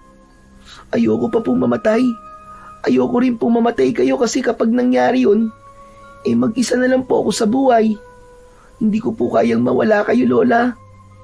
Ayoko pong mangyari yun. Hindi agad nakapagsalita si Lola Luisa sa sinabing yun ni Luigi. Bakas ang takot at pag-aalala sa muka ni Luigi dahil simula nang may aswang na umatake sa kanila ay doon niya napagtantong hindi na sila ligtas. Pumasok si Lola Luisa sa kanilang kwarto. Makalipas ang ilang sandali ay binalikan nito si Luigi. May dalang telang pula ang matandang babae. Naiintindihan ko ang takot na nararamdaman mo, apo. Kahit ako ay natatakot sa kung ano ang mga susunod na mangyayari sa atin. Tama ka. May posibilidad nga na bumalik ang aswang na yon. At hindi tayo sigurado kung kaya ba tayong protektahan ng asin. Kaya naisip ko na ito na ang tamang panahon para malaman mo ang buong katotohanan. Po, ano pong buong katotohanan? Ngayon pa lang ay humihingi na ako ng tawad. Kung ngayon ko lang ito sasabihin sa iyo, Apo, Luigi. Pero sana ay maintindihan mo ko na matagal kong itinago sa iyo ang katotohanan dahil nais lamang kitang proteksyonan at gusto ko mabuhay ka ng normal gaya ng ibang mga bata. Ano po bang kailangan niyong sabihin sa akin? Kinakabahan naman po ako sa inyo, Lola. Apo, makinig ka. Totoo na ang tatay mo ay isang tikbalang. Ano po? Ang pangalan ng tikbalang na nakabuntis sa iyong ina ay Amaron. Hindi siya basta pangkaraniwan tikbalang, kundi siya ay isang hari ng mga tikbalang. Nagustuhan ni Amaron ang iyong ina. At kahit labag sa kalooban ng nanay mo, ay binuntis siya ni Amaron. Totoo rin na kaya nagpatiwakal ang nanay mo ay dahil sa kahihiyan. Hindi niya nakinaya ang mga naririnig niya mula sa mga tao. Kaya mas pinili niyang wakasan ang sarili niyang buhay. Hindi na malaya ni Luigi ang pagtulo ng kanyang mga luwa. Hindi niya akalain na ang mga panunuksong natatanggap niya ay isa palang katotohanan. Bakit ngayon niyo lang po sinabi sa akin yan? Gaya ng aking sinabi kanina, gusto kong lumaki ka ng normal. Ayokong isipin mo na iba ka sa mga batang nandito sa ating baryo. Pero dahil sa nangyaring pag-atake ng aswang sa atin, ay napagtanto kong wala na akong magagawa, kundi ang sabihin sa iyo ang totoo. Binuksan ni Lola Luisa ang pulang tela. Sa loob nun ay maraming hibla ng buhok na kulay ginto. Sa tansya ni Luigi ay 3 dangkal ang haba ng mga buhok. Ang buhok na ito ay ang ginintuang buhok ng iyong amang tikbalang. Siya mismo ang nagbigay sa akin ito, Apo, matapos mamatay ng iyong ina. Ang sabi sa akin ng iyong tatay ay ibigay ko to sa iyo sa takdang panahon. Kailangan mo itong itali sa kahit na anong parte ng iyong katawan dahil ang ginintuang buhok na ito ang magbibigay sa iyo ng proteksyon laban sa mga aswang. Alam ni Abaron na magiging mainit ka sa mata ng mga aswang dahil ikaw ay kalahating tao at kalahating tikbalang. Alam ng mga aswang na kapag lumaki ka, ay kusang lalabas ang mga kakaiba mong kakayahan at magiging malaking banta ka sa mga aswang. Ang ibig niyo po ba sabihin, yung aswang po na umatake sa akin, ay ako talaga ang pakay niya? Gusto niya po niya akong patayin? Tama ka. Hindi ko alam kung paano nila nalaban na anak ka ng isang tikbalang apo. Pero sigurado ko na kumikilos na ang mga aswang para patayin ka bago ka pa tumuntong sa edad kung saan lalabas na ang mga kakayahan na meron ka dahil sa tatay mong hari ng mga tikbalang. Kaya simula sa gabing ito, kailangan mo nang isuot ang ginintuang buhok ng tikbalang bilang proteksyon mo sa mga aswang. Akin ang kaliwa mong braso, apo. Inilapit ni Luigi ang isa niyang braso kay Lola Luisa kahit naguguluhan pa rin siya. Mahigpit na itinali ni Lola Luisa ang ginintuang buhok ng tikbalang sa braso ni Luigi. Siniguri nito na hindi yun matatanggal ng basta-basta. May kakaibang naramdaman si Luigi. Tila may kung anong enerhiya ang bumalot sa buo niyang katawan. Tila ba may maliliit na bultahe ng kuryente na kumikiliti sa kanyang balat. Tandaan mo, huwag mong hahayaan na mawala ang buhok na yan sa iyong braso at huwag mo rin hahayaan na makuha yan sa iyo ng iba. Nagkakaintindihan ba tayo? Opo. Muli akong humihingi ng pasensya sa iyo, apo. Patawad ko ngayon ko lang sinabi sa iyo ang katotohanan. Ang akala ko kasi ay hindi darating ang ganitong pangyayari sa buhay natin. Hindi naman po ako galit sa inyo, Lola. Nagulat lang po ako pero naiintindihan ko po kayo. Masyado po kayong maraming nagawang mabuti sa akin, Lola, para magalit po ako sa inyo. Maraming salamat, Luigi. Napakabait mo talagang bata, apo. Mahigpit na niyakap ni Lola Luisa ang batang si Luigi. Bagamat nagulat si Luigi na anak siya ng isang tikbalang, ay masaya siya dahil sa wakas ay nalaman niya na ang buong katotohanan. Pakiramdam niya ay unti-unti nang nabubuo ang kanyang pagkatao sa gabing yun. Simula nang nakatali na sa braso ni Luigi ang ginintuang buhok ng tikbalang, ay hindi niya na yon inalis. Kahit sa pagligo niya ay hindi niya yon hinubad dahil alam niyang mahihirapan siyang ibalik yun. Napagtanto rin niyang totoo ang kapangyarihan ng buhok dahil nang nasa katawan niya na yun ay ramdam niyang may kung anong puwersa ang nagpoprotekta sa kanya. Isang umaga, inutusan si Luigi ni Lola Luisa na bumili ng toyo para sa lulutuin itong adobong manok.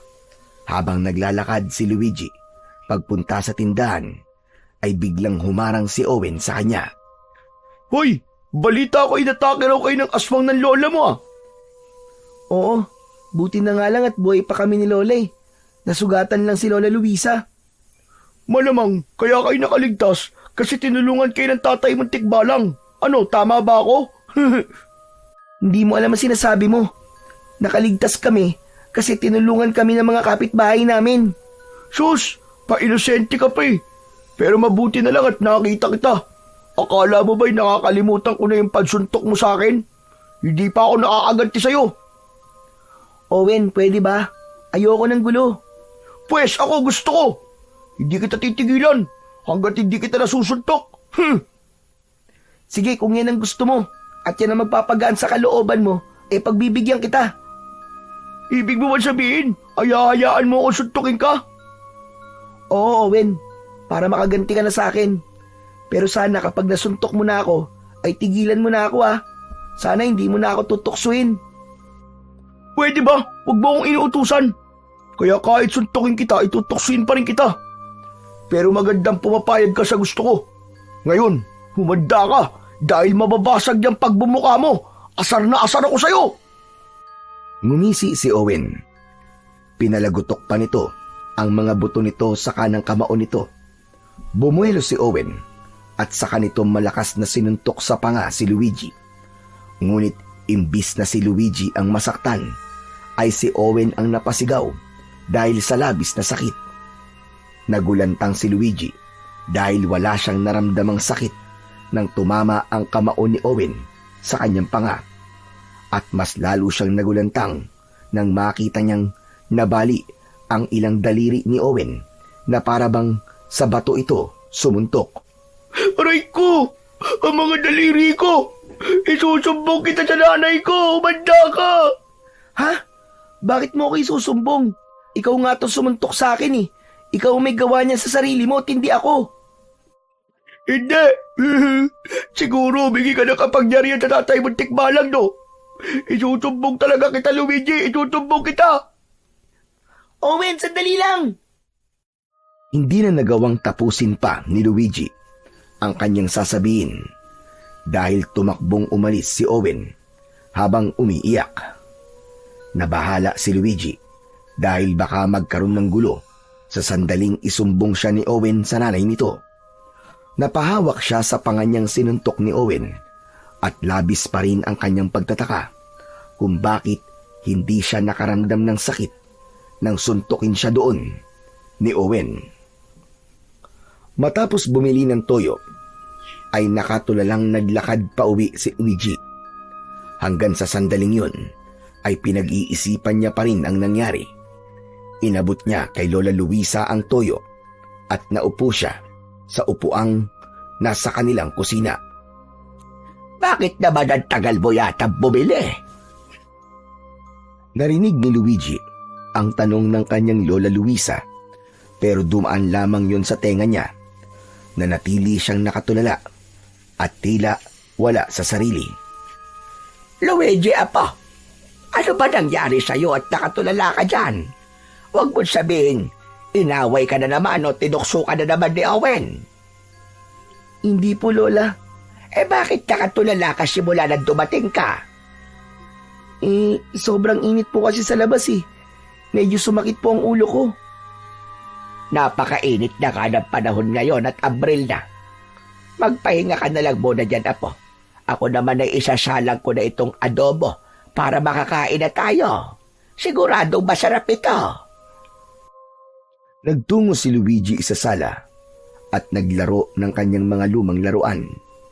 Pero wala roon ang atensyon niya, kundi sa kasagutan kung bakit hindi siya nasaktan sa pagsuntok sa kanya ni Owen. Hanggang sa nakita niya si Owen na papunta sa bahay nila. Umiiyak ito habang kasama ang nanay nitong si Petra na ang itsura ay parang susugod sa gera. Luisa! Luisa! Ilabas mo ang apo mo! Ilabas mo! Abay, sandali. Si Petra ba yon? Abay, bakit pala siyang kalabaw na nagwawala? Labis na kinabahan si Luigi nang lumabas si Lola Luisa para kausapin sina Owen at Petra. Petra, ano't sumisigaw ka? May problema ba? Meron! At malaki ang magiging problema nyo ngayong araw. Nasa na ang apo mong anak ng tikbalang? Ilabas mo siya! Teka, sandali. Hindi tayo magkakaintindihan kung mag-hysterical ka dyan. Ano ba kasing nangyari? Bakit parang galit na galit ka yata sa apo ko? Hindi lang ako galit sa kanya, kundi sobrang galit na galit. Tignan mo ang kamay ng anak ko. Nabalian siya ng 3 daliri. Alam mo ba kung sino may gawa nito? Walang iba kundi ang apo mong si Luigi. Kaya ilabas mo siya. Babalian ko rin siya ng daliri. Bilisan mo at nanggigigil na ako ng sobra. Huminahon ka muna, Petra. Baka mamaya himatayin ka dyan bigla. Pero sa tingin ko, ay hindi yan magagawa ng apo ko. Kilala ko si Luigi. Alam niya na masama ang manakit ng kanyang kapwa. Anong hindi magagawa sinasabi mo? Ginawa na nga niya. Kaya ilabas mo siya. Ilabas mo. O baka gusto mong ako mismo ang pumasok sa bahay niyo para mahila ko sa palabas? Sige, subukan mo gawin yan at boboksingin talaga kita. Kita mo na. Parehas kayo ng apo mo. Pareho kayong bayulente. Napagtanto ni Luigi na hindi titigil si Aling Petra hanggang hindi siya nito nakikita. Kaya kahit natatakot ay mas pinili na lamang niya na lumabas. Nakayuko siyang tumayo sa tabi ni Lola Luisa. Ayan! Sa wakas nagpakita ka na rin bata ka. Anak ka talaga ng tikbalang? Ano bang tumakbo sa utak mo at binali mo ang daliri ng anak ko, ha? Hindi ko po binali ang mga daliri ni Owen, Aling Petra. Sinuntok po niya ako sa mukha kasi gusto niyang gumanti sa akin kasi nasuntok ko po siya sa mukha nung isang araw. Tapos siguro po ay napasama po ang pagtama ng kamao niya sa mukha ko. Kaya po nabali. Yun naman pala, Petra. Si Owen ang may gawa niyan sa kanyang sarili. Sandali lang, Owen. Ang sabi mo sa akin nakaupo ka lang sa tindahan. Tapos nilapitan ka ni Luigi at walang dahilan niyang binali ang mga daliri mo. Sorry po, Nay. Nagsinungaling po ako. Totoo po sinabi ni Luigi.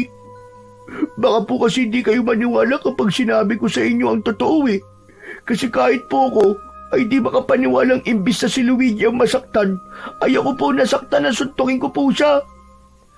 O nakita mo na, Petra. Nagsinungaling naman pala sa'yo si Owen. Anak mo naman palang may kasalanan kung bakit nabali ang mga daliri niya sa kamay. Kahit na, kasalanan pa rin ni Luigi. Kaya kailangan niyong ipa-ospital ang anak ko. Handa kaming ipa-ospital si Owen kung yan ang magpapatahimik sa'yo. Pero Petra, nakikiusap ako sa'yo na pagsabihan mo naman at pangaralan mo naman ang anak mo na hindi tama ang nanunukso siya ng ibang bata. Ano bang pinagsasasabi mo, matanda ka, ha? Wala akong alam sa bagay na yan. Baka naman masyadong balat sibuyas lang yan si Luigi. Biro lang nasasakta na siya. Iba ang biro. Iba rin ang panunukso. Ang biro ay nakakatawa, habang ang panunukso ay nakakasakit. Mabait ang apo ko, Petra. At hindi siya dapat nakakaranas ng matinding panunukso mula sa anak mo. Alam mo bang kung anong klaseng bigat ang dinadala ni Luigi dahil sa paulit-ulit na panunukso ni Owen sa kanya?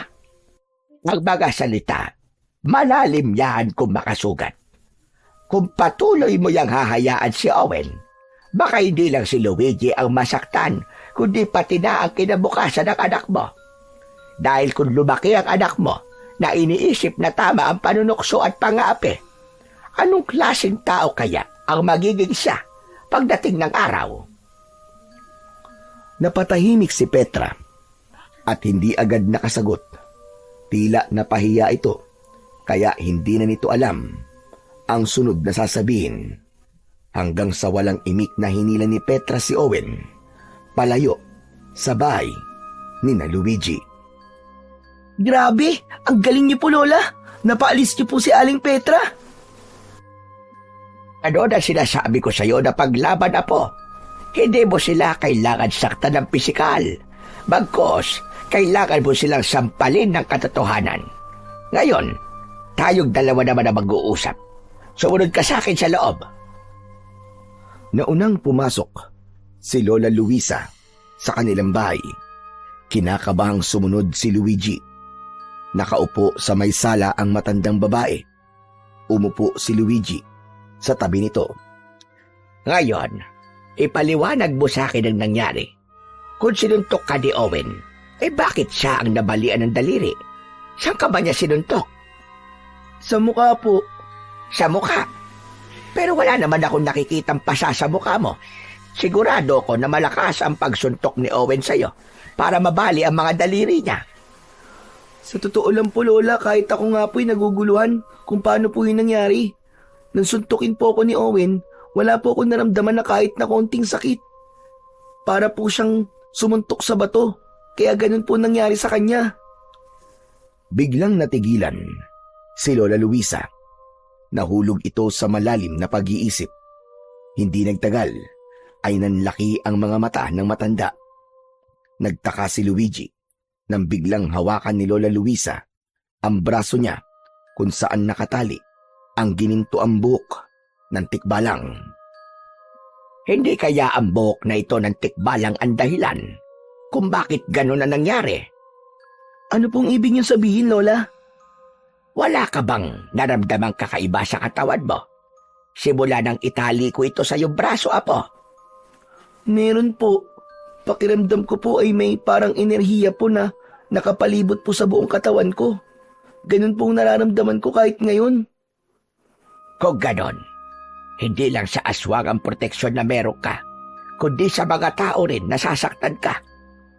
Diyos ko, kabangha-mangha naman ang bagay na ito, Apo. Amaron, kung naririnig mo ako, maraming salamat sa kapangyarihan na ibinigay mo sa iyong anak. Salamat dahil hindi na ako mag-aalala na may mangyayaring masama sa kanya. Pero Lola, natatakot po ako. Paano po kung ipagkalat po ni na Aling Petra at Owen ang nangyari? Baka po magtaka ang mga tao kung bakit hindi po ako nasasaktan. Baka po malaman nila na totoong anak ako ng tikbalang. Hayaan mo sila. Hayaan mo kung anong sasabihin sa'yo ng mga tao. Pwede naman tayong tumanggi at sabihin na sila ay nagsisinungaling. Basta ang importante ay may proteksyon ka na sa lahat ng gustong manakit sa'yo, Apo. Pero sandali lang, gusto kong masubukan kung totoo nga ang proteksyon na meron ka. Po? Paano po? Laking gulat ni Luigi nang bigla siyang sinampal ng malakas ni Lola Luisa. Pero hindi siya natinag at wala siyang naramdamang kahit katiting na sakit. Lola, bakit niyo po ako sinampal? Aray ka! Tinesting ko lang naman kung masakit. Ano? May naramdaman ka ba sakit? Wala po. Ay nako, totoo nga. Ngayon ay kampante na ako kahit paano. Hindi na ako masyado matatakot kahit bumalik pa rito yung aswang para patayin ka. Kasi hindi ka niya mapapatay. Tama po kayo, Lola. Pero paano po kayo? Anong paano ko? Di ba, Lola? Wala po kayong gininto ang buhok ng tikbalang? Paano po kapag kayo ang sinaktan ng aswang? Huwag mo kong intindihin, Apo. Kaya kong protektahan ang aking sarili. Ano po kaya kung hati na lang po tayo rito sa buhok ng tatay ko? Hindi maaari ang naiisip mo, Apo. Natatandaan ko na sinabi sa akin ni Amaron na tanging ikaw lamang ang pwedeng gumamit niyan dahil may dugo ka niya.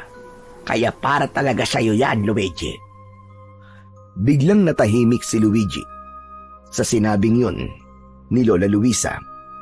Hindi na alis sa kanya ang pag-aalala para sa kanyang lola hanggang sa napagtanto niya na kung sakaling muling umatake ang aswang sa kanila ay kailangan niyang protektahan si Lola Luisa dahil siya ang may kakayahang labanan ang aswang na yon. Simula nang mapatunayan ni Luigi ang kapangyarihan ng ginintuang buhok ng tikbalang ay doon niya napatunayan na mahal siya ng tatay niya na si Amaron. Dahil siniguro nito na magiging ligtas siya sa mga aswang na nanaisin siyang saktan at patayin. Kaya naman, nagkaroon siya ng kagustuhan na makilala o makausap kahit sandali lamang ang kanyang tatay na hari ng mga tikbalang. Isang gabi, habang nag-aayos ng higaan si Lola Luisa, ay nakatingin lang rito si Luigi. Nag-iipon siya ng lakas ng loob para sabihin sa kanyang lola ang bagay na ilang araw niya nang nais sabihin. Luigi, Apo, maayos na itong higaan natin. Maaari ka nang humiga. Ako naman ay maglalagay lang ng asin sa mga bintana at pinto. Lola, may itatanong po sana ako sa inyo eh. Ano ba yon? Parang ang seryoso mo naman masyado. Huwag po sana kayong magagalit ha. Pero, pwede ko po bang makilala ang tatay ko? Naiintindihan ko kung bakit gusto mo siya makilala, Apo. Pero apo, hindi ko alam kung ano maaaring mangyari kapag nakilala mo siya. Bakit po? Ano po bang pwedeng mangyari kapag nagkita po kami?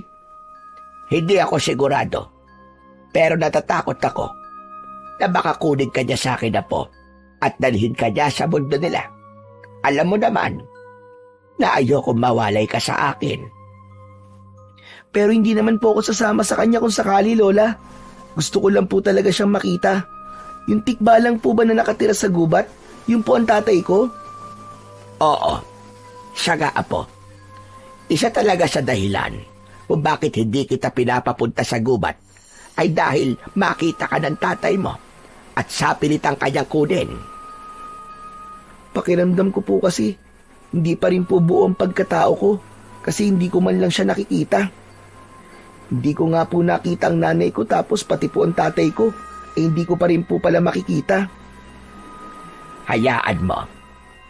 Marahil kung talagang iaadya ng nasa itaas, ay magkikita kayo ng tatay mo. Basta kung sakaling mangyari ang bagay na yon, ay huwag kang sasama sa kanya, apo, ha? Kahit anong ipangako o sabihin niya, ay huwag kang masisilaw. Pangako po, hindi po ako sasama sa tatay ko. Dito po sa mundo ng mga tao ang mundo ko, Lola. Saka hindi ko rin po kayang mawala kayo sa tabi ko. Gusto ko, habang buhay po tayo magkasamang dalawa.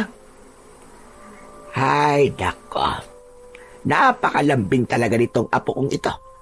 O siya, tama na. At baka magkaiyakan pa tayo rito. Mahiga ka na para matulog na. Matapos yun, ay humiga na si Luigi sa papag. Sa kabila ng sinabi ni Lola Luisa, ay hindi pa rin nawala ang kagustuhan niyang makilala ang kanyang ama.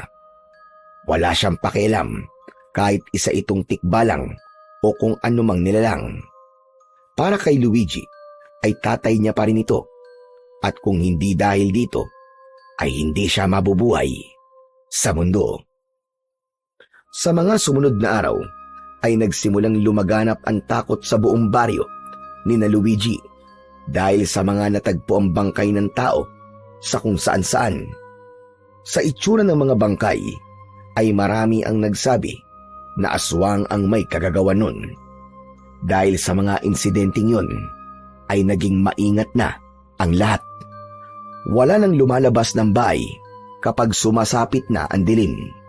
Ang dating payapang baryo ay napalitan ng katahimikan na puno ng pangamba at kilabot.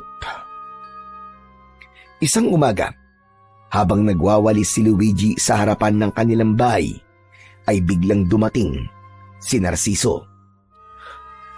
Kuya, ang tagal mong di nagpakita. Saan ka pala nagpunta? Sa Maynila. Tinignan ko kasi yung negosyo ko. Oo nga pala, nasa si Lola Luisa? Wala siya rito eh. Nagtitinda ng biko. Ganun ba?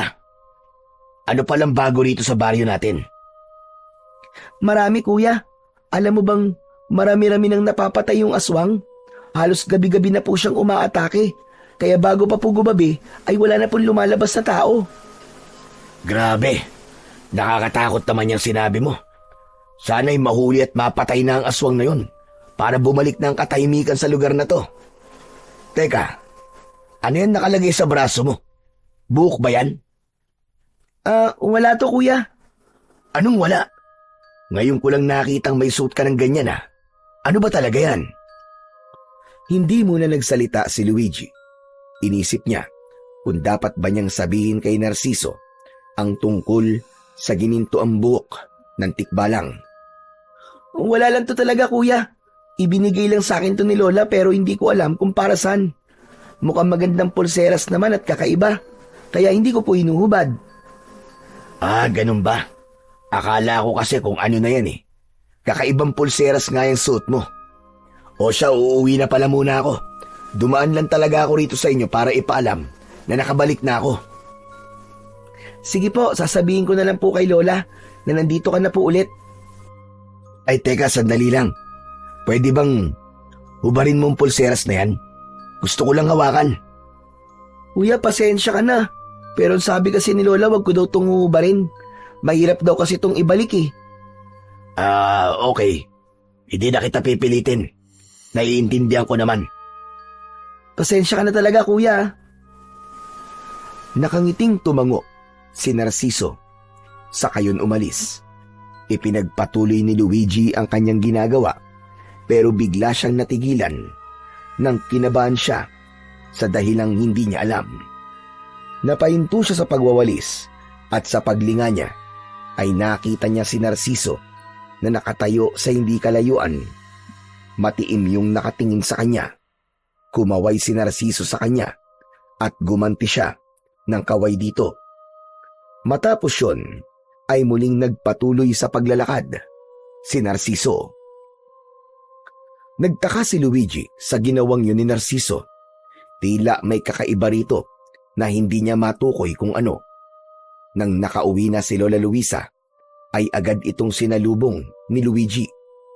Inabot ni Lola Luisa kay Luigi ang pasalubong nitong banana Q. Pagdating nila sa loob ng kanilang bahay, ay doon naalala ni Luigi ang dapat niyang sabihin sa kanyang lola. Ay, oo nga po pala, Lola. Nandito na po ulit si Kuya Narciso sa baryo natin. Dumaan po siya rito kanina habang nagtitinda po kayo. Ang sabi po niya, galing siya sa Maynila kasi tinignan niya po yung negosyo niya ron. Kaya pala ilang araw na siyang hindi nagpupunta rito dahil nasa Maynila siya ng mga nakaraang araw. Pero mukhang hindi maganda ang pagbabalik niya rito dahil sa pag-atake ng aswang dito sa ating baryo ngayon. Kaya nga po, Lola dapat pala hindi na muna siya bumalik. Pero Lola, may naisip lang po ako. Ano po kaya kung labanan ko po yung aswang? Mga bagilagit, ano ba yung sinasabi mo, bata ka? Bakit bigla mong naisip ang ganyang bagay? Hindi po ba may proteksyon po ako mula sa gininto ang buhok ng tikbalang? Hindi po ako nasasaktan. Ibig sabihin, meron din po akong kakayahan na makipaglaban dun sa aswang. Nag-aalala na po kasi ako sa mga tao rito sa baryo natin. Hindi po natin alam kung sino po ang susunod na papatayin ng aswang na yon. Habang hindi po kasi namamatay yung aswang na yon, paniguradong madadagdagan at madadagdagan pa po ang mga biktima niya.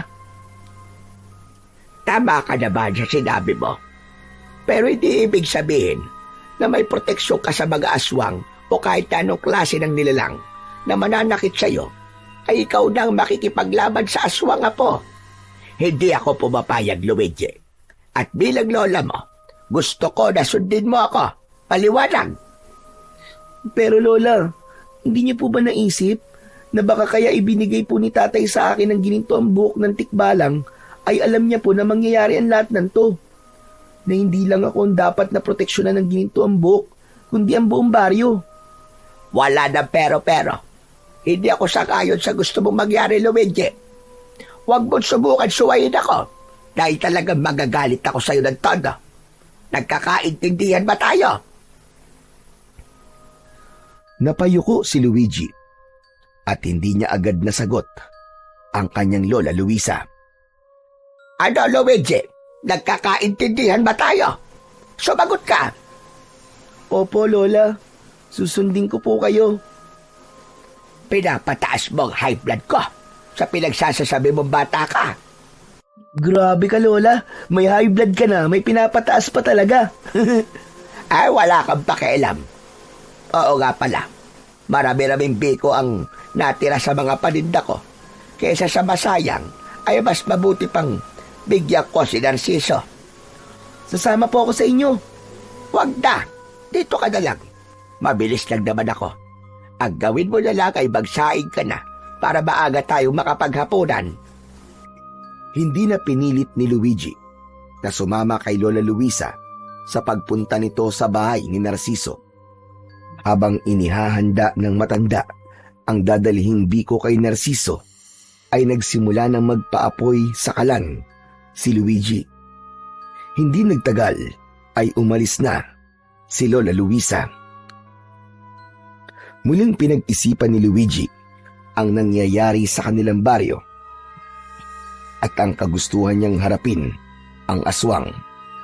Alam niya na kahit na anong dahilan pa ang sabihin niya sa kanyang lola, ay hinding-hindi ito papayag na labanan niya ang aswang kahit payo na lang ang paraan upang muling bumalik ang kapayapaan sa kanilang baryo. Unti-unti nang kumakalat ang dilim sa buong paligid. Tapos nang magsaing si Luigi, pero hindi pa rin bumabalik si Lola Luisa ng mga sandaling yon. Medyo kinakabahan na si Luigi dahil mag-iisang oras na simula nang umalis ang lola niya. Nakatayo siya sa may pintuan habang hinihintay ang pagbabalik ng kanyang lola, Luisa. Grabe, kanina pa si Lola. Nasaan na kaya siya? Bakit hindi pa rin siya bumabalik hanggang ngayon? Ang sabi niya, mabilis lang daw siya doon kay Kuya Narciso. Ano na kayang nangyari sa kanya? Nasaan na kaya si Lola? Naisipan ni Luigi na sundan na si Lola Luisa sa bahay ni Narciso. Pero paalis na sana siya nang biglang dumating si Owen. May dala yung isang pinggan na may laman na mainit na pansit. Luigi, teka sandali lang. May bibigay ako. Ang birthday ko kasi ngayon eh. Nagluto si nanay ng pansit na maraming kikyam. Ang sabi niya, dalang ko daw kayo ng lola mo. At saka ano eh. Saka ano, Owen? Saka, ang sabi ni nanay ay humingi daw ako ng sorry sa'yo sa mga panunukso at pangaaway ko sa'yo. Sana, Luigi, mapatawad mo pa ako ha. Napalo ako ni nanay nung nagsumbong ako sa kanya nang mabalian ako ng mga daliri. Tapos pinagsabihan niya rin ako na tama ang mga sinabi ni Lola Luisa, na mali ang manukso at hindi ko pwedeng gawing normal ang panunukso ko sa'yo. Sorry talaga, Luigi ah. Wala na sa akin yun, Owen. Ang mahalaga ay napagtanto mo na mali ang ginagawa mo. Salamat pala dito sa pansit ha.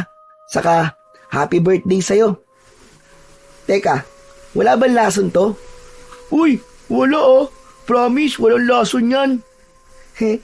Biro lang. Kinuha ni Luigi ang pansit mula kay Owen. Dinala niya yon sa kusina ng kanilang bahay at tinakpan niya ng isa pang pinggan para hindi dapuan ng langaw. Paglabas niya ay naroon pa rin si Owen. Oh, Owen, nandiyan ka pa? May kailangan ka pa ba? Yung pinggan namin. Ay, oo nga pala. Pero pwede bang bukas ko na lang ibalik? Pupuntahan ko pa kasi si Lola Luisa sa bahay ni Kuya Narciso eh. Okay lang ba yun, Owen? Ganun ba? Kung gusto mo, samahan na kita eh. Kailangan ko rin kasing humingi ng tawad sa lola mo. Sige, bilisan na lang natin kasi malapit ng dumilim. Tara, umalis na tayo. Magkasamang nagtungo sina Luigi at Owen sa bahay ni Narciso. Pagdating nila roon ay nakasarado ang pinto pero naglalagos ang liwanag mula sa gasera sa loob. Kaya sigurado si Luigi na naroon si Narciso. Marahang kumatok si Luigi sa pinto. Kuya Narciso? Kuya Narciso? Nandiyan ka ba sa loob? Si Luigi to. Kuya Narciso? Bumukas ang pinto at sumalubong sa kanila si Narciso. Oh, Luigi, ikaw pala yan. Teka, bakit kasama mo si Owen? Hindi ba yan yung nangaaway sa'yo palagi? Opo, pero dati po yun. Magkabati na po kami ngayon ni Luigi. Hindi ko na po siya aawayin kahit kailan, promise. Totoo ba yan sinasabi mo? Opo naman. Promise, hindi po ako magsisinungaling. Bati na po talaga kami. Mabuti naman kung ganun. Alam mo naman siguro kung anong mangyayari sa'yo kapag tinukso at inaway mo ulit itong si Luigi. Oo nga pala, Luigi. Ano bang ginagawa mo rito? Susunduin ko lang po si Lola, kuya. Kailangan niya na pong umuwi kasi malapit na pong dumilim eh. Aba, wala rito si Lola Luisa. Pero hindi po ba't pumunta po siya rito kanina? Oo nga, may dala siyang biko. Ang sabi niya marami raw natira sa paninda niya, kaya binigyan niya ako. Pero umalis din siya kagad. Wala pa rin siya sa bahay namin, kuya eh. Saan naman kaya pumunta si Lola? Alam naman niyang may aswang kapag gabi tapos nagpapagabi pa siya sa daan. Baka naman nagkasalisi lang kayo. Ang mabuti pa ay umuwi ka na sa inyo. At baka naroon ng lola mo. Sige kuya, maraming salamat. Bagsak ang balikat na umalis si Luigi sa bahay ni Narciso. Bigla siyang kinabahan para sa kanyang lola Luisa. Nang makarating na siya sa bahay nila, ay nagpaalam na rin si Owen sa kanya. Umasa si Luigi na pagpasok niya ay naroon na si Lola Luisa, pero nabigo siya dahil wala pa rin doon ang matandang babae. Dahil doon ay mas lalong tumindi ang takot na kanyang nararamdaman. Walang nagawa si Luigi kundi ang umasang babalik din sa gabing yun si Lola Luisa. Ngunit sumapit na ang 8:00 ng gabi, pero wala pa ring Lola Luisa na bumalik sa kanilang bahay. Hindi na mapakali si Luigi. Palakad-lakad na siya. Hindi niya alam ang kanyang gagawin. Hindi rin maalis ang pag-aalala sa kanya dahil sa katotohanang may aswang na gumagala at pumapatay ng mga tao sa kanilang baryo tuwing gabi. Diyos ko, ano ba yan? Nasaan ka na ba, Lola Luisa? Sana naman ay okay ka lang kung nasan ka man ngayon. Sana umuwi ka na, Lola. Sana makauwi ka ng ligtas. Hanggang sa hindi na kinaya ni Luigi ang kanyang paghihintay, naisipan niyang magtungo sa bahay ng kanilang kapitan del barrio upang humingi ng tulong at upang makasiguro sa kanyang kaligtasan ay kinuha niya ang matalas na itak na nakasabit sa dingding sa kusina. Akmang bubuksan niya na ang pinto nang may biglang kumatok. Tumalon ang puso ni Luigi. Ang unang pumasok sa isip niya ay ang lola niya na yon, kaya walang pagdadalawang isip na binuksan niya kagad ang pinto. Ngunit nawala ang kasiyahan niya nang si Narciso ang kanyang nakita. Oh, ikaw pala yan, Kuya Narciso. Akala ko si Lola na eh. Kailangan mo sumama sa akin, Luigi. Alam ko kung nasa si Lola Luisa. Ano? Talaga? Nasaan siya, Kuya? Nasa gubat siya ngayon. Tara, bilisan mo. Teka. Ano namang ginagawa ni Lola sa gubat? Kanina kasi, nang sabihin mong di pa nakakauwi si Lola Luisa, ay nag-alala rin ako sa kanya. Hinanap ko siya at hindi ko alam pero may pakiramdam ako na nasa gubat siya. Kaya yun, sinuyod ko ang gubat at nakita kong bihag siya ng isang aswang. Ano? Kung ganun, Kuya, kailangan natin siyang iligtas. Tama, kailangan natin siyang puntahan ngayon bago pa mahuli ang lahat. Tara na, bilisan natin!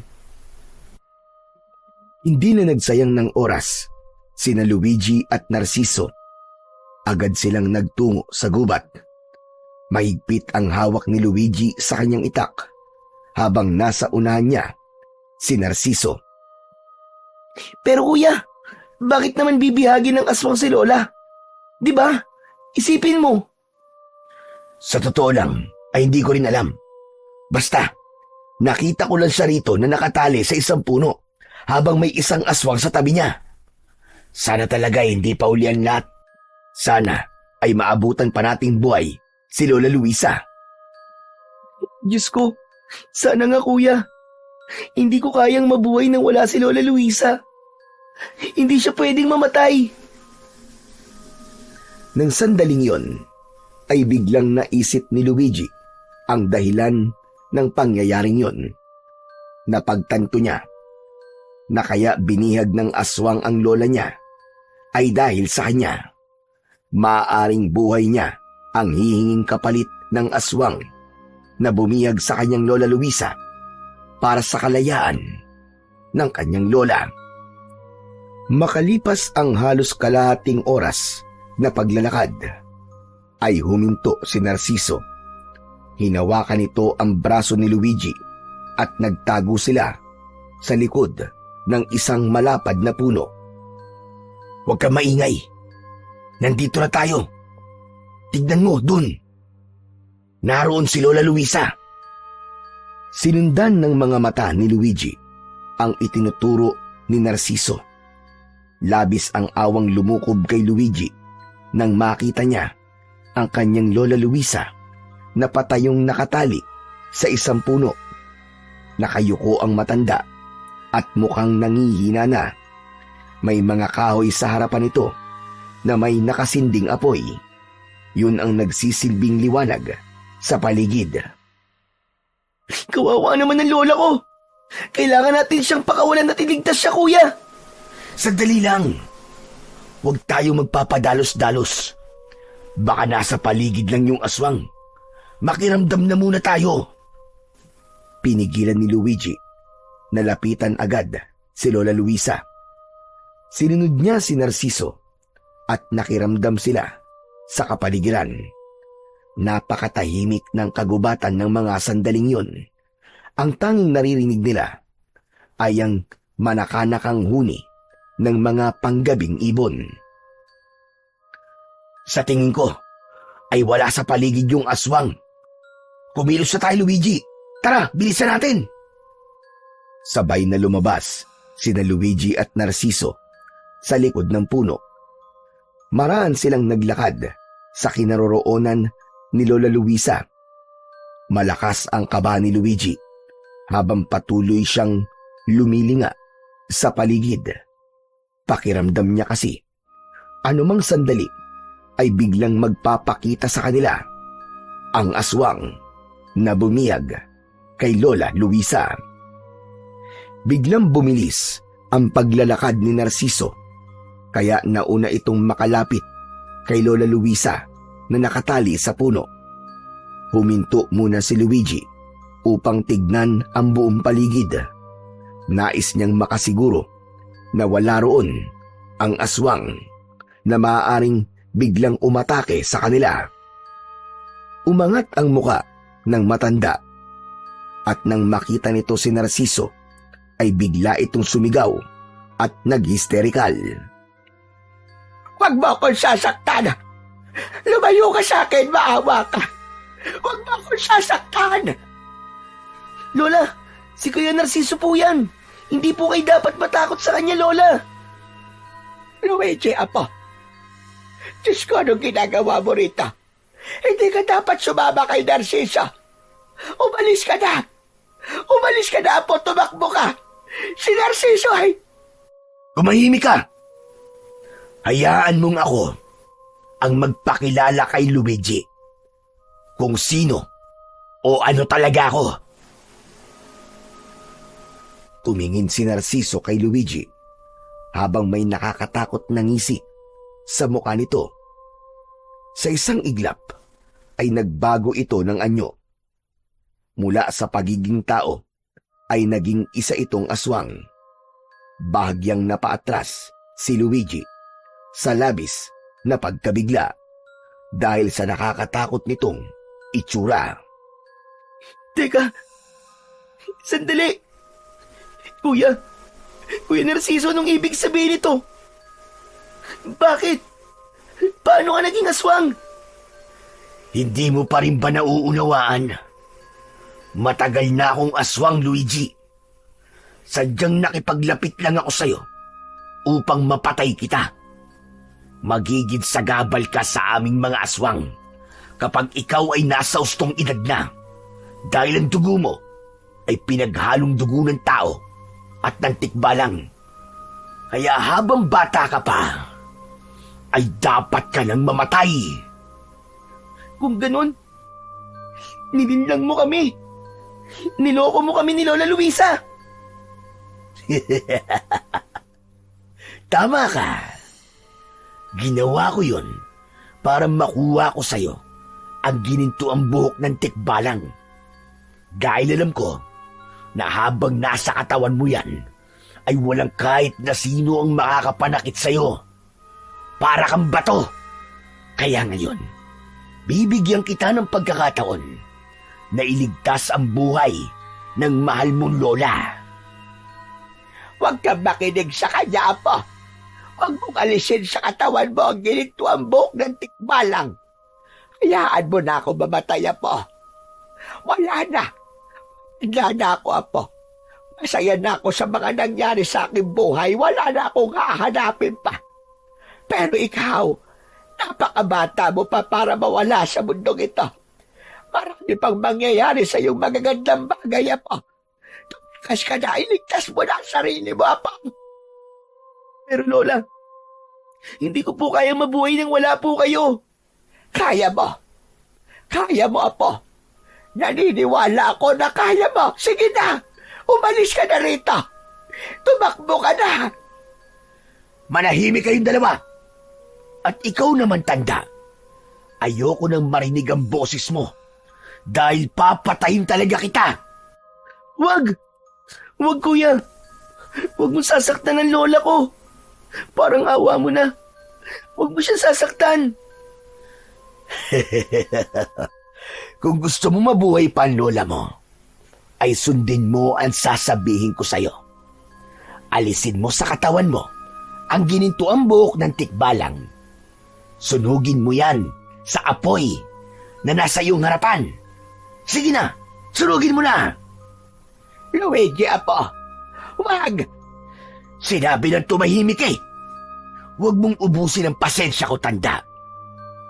O ngayon, Luigi, kung gusto mong mabuhay pa ang lola mo, ay gawin mo na ang inuutos ko sa'yo. Bilisan mo na! Teka, sandali lang.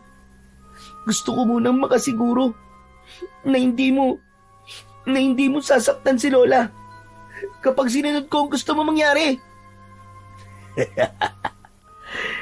Matalino kang bata ka.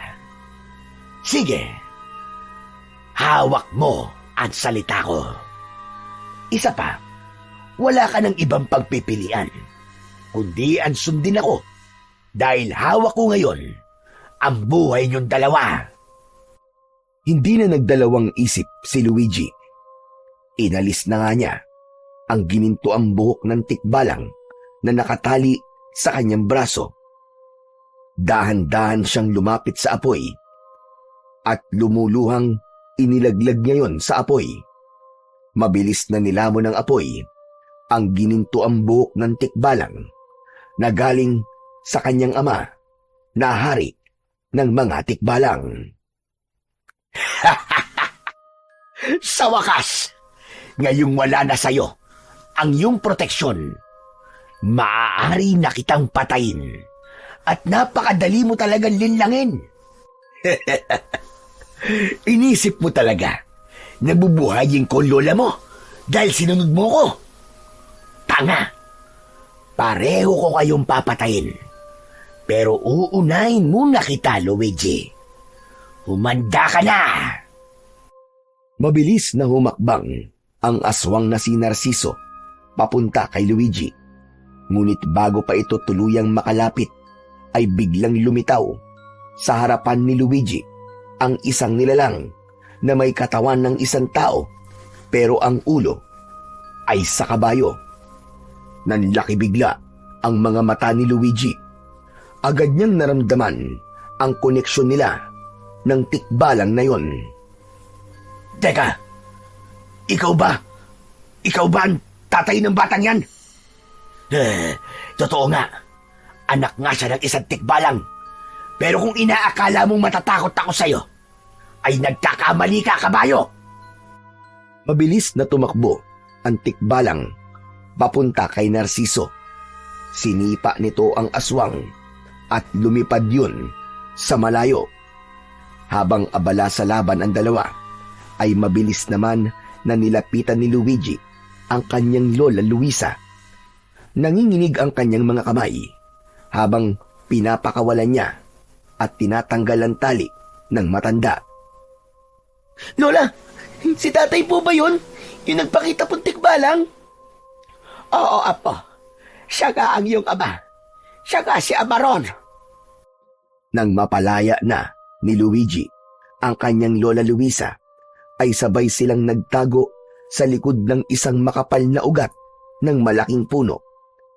Hindi nila inalis ang tingin sa nagaganap na laban. Nakita nilang unti-unting napagod si Narciso, habang si Amaron ay patuloy na nagpapakita ng lakas nito na tila walang hangganan. Sumugod si Narciso sa tikbalang at sinalubong naman ito ni Amaron ng malakas na sipa. Tumilapon uli ang aswang at bumagsak ng ilang ulit na pasadsad sa lupa. Duguan na si Narciso at halos hindi na makagalaw. Dinampot ni Amaron ang isang sanga at buong puwersa nito yung itinarak sa leeg ng aswang. Sandali pang gumalaw ang katawan ni Narciso na parabang sinusubukan pa nitong lumaban, pero sa huli ay tuluyan na itong nalagutan ng hininga. Ligtas na tayo, Lola. Napatay na ni tatay ang aswang. Biglang tumingin ang tikbalang sa kanila. Imbis na matakot, ay pagkasabik ang naramdaman ni Luigi. Hindi siya makapaniwala na abot kamay na niya ang kanyang ama na hari ng mga tikbalang. Dahan-dahan siyang lumapit kay Amaron habang nakahawak si Lola Luisa sa kanyang kamay. Ikaw po ba si Amaron? Ang aking ama? Oo, ako nga ang iyong ama. Patawarin mo ko. Dahil ako ang dahilan kung bakit nakakaranas ka ng pangungutya sa mga kauri mo. Hindi na nagsalita si Luigi at mahigpit niyang niyakap si Amaron. Napahagulgul na siya ng iyak dahil hindi niya inakala na makikita pa niya ang kanyang ama. Nang kumalma na siya, ay humiwalay na siya sa pagkakayakap sa ama niya na tikbalang. Maraming salamat po sa pagliligtas niyo po sa amin ni Lola. Tatay! Hindi ko maaaring pabayaan ang aking anak at ang mahalagang tao sa kanya. Pero, tatay, gusto ko lang pong malaman, kukunin niyo na po ba ako? Isasama niyo na po ba ako sa mundo niyo? Hindi, anak. Hindi kita kukunin. Batid ko na ang mundo mo ay ang mundo ng mga tao. Dito ka nararapat kasama ang lola mo at ang mga taong nagmamahal sa iyo. Matapos yung sabihin ni Amaron, ay kumuha ito ng ilang hibla ng buhok mula sa ginintoang buhok nito. Hinawakan nito ang braso ni Luigi at itinali nito roon ang kanyang buhok. Dahil ako na ang nagtali ito sa iyo, ay hindi na ito maaalis sa iyong katawan. Wala nang apoy ang kaya itong sunugin. Ito ang iyong panibagong proteksyon, anak. Gamitin mo ito kung may kasamaan pa darating. At tandaan mo, Luigi, anak, darating ang araw na lalabas ang kakaibang kakayahan na taglay mo bilang ikaw ay aking anak.